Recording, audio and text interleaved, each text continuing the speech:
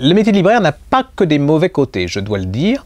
J'étais dans ma librairie l'autre fois, et où je vois une assez jolie jeune femme arriver, longs cheveux et tout, qui se précipite vers moi. Vous voyez, le truc dont on rêve quand on avait 14 ans, mais qui se passe, bon, enfin bon, on peut toujours, enfin bon, on rêve. Donc elle arrive, Gérard Collard, déjà, vous voyez, déjà à l'époque, vous n'avez même plus besoin de vous présenter, ça c'est bien. Je vais vous dire, moi je préfère être à mon âge que quand j'en avais 14. Donc voilà, donc elle se présente, elle me dit, voilà, j'ai monté une maison d'édition qui s'appelle Daphné et Chloé.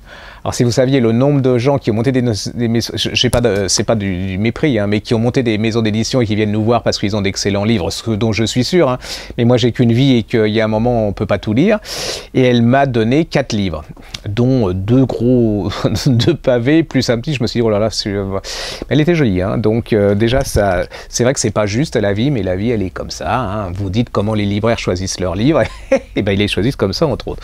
Donc je les ai pris en vacances, parce qu'en plus j'ai regardé le résumé derrière, parce que, quand on est libraire, on dit 4e de couverture, mais enfin bon, quand on est normal, on dit le résumé derrière. Hein. Donc, voilà. Et j'ai lu Martin de la Brochette d'un certain Thierry Desouches chez Daphné et Chloé. Écoutez, j'ai passé un moment. Il y a certaines familles qui vont se reconnaître, hein. Je ne nommerai personne, j'en connais personnellement, qui vont se reconnaître là-dedans. On est à Versailles, famille Versailles, hein, mais ça peut être ailleurs qu'à Versailles, hein. Vous avez à Bordeaux, dans toute la France, ça vous avez, à Lille, c'est pareil, hein, même s'ils sont ch'tis, il y a aussi ce genre de choses.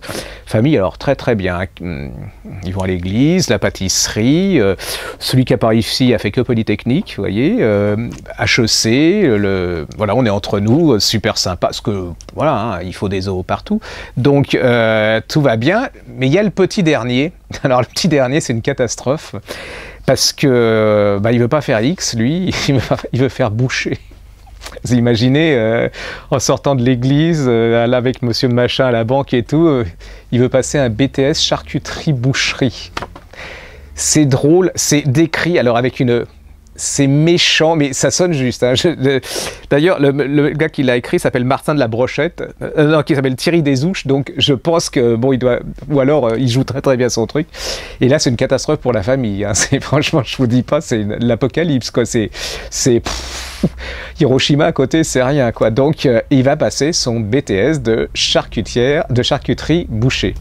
Ça s'arrête pas que là, hein. Il va se marier avec une charcutière, une fille de charcutière, bien rouge, et des gens normaux, enfin dans l'absolu, enfin bon, si ça existe. Et donc, ils vont monter, alors ils vont... si, il n'y a qu'un de la famille qui est bien, c'est le prêtre. Alors, ils ont parce que dans cette famille, il y a toujours un prêtre, hein, je ne sais pas si vous avez remarqué.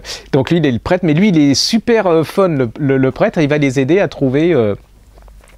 une charcuterie dans un village, et ils vont trouver la charcuterie de leur rêve, ils vont faire un truc, ça va marcher, mais du feu de Dieu. Alors ils sont heureux et tout, ils ont un enfant. Le problème, c'est que l'enfant, il va leur poser un gros problème à cette famille de charcutiers. Je peux pas vous le dire parce que la chute, elle est géniale, et que là, vous dites, le monde, c'est une petite merveille de drôlerie. Ça s'appelle Martin de la Brochette, c'est de Thierry Desouches. Si vous n'avez pas le moral, même si vous avez le moral, vous vous dites, voilà, c'est chez Daphné et Chloé,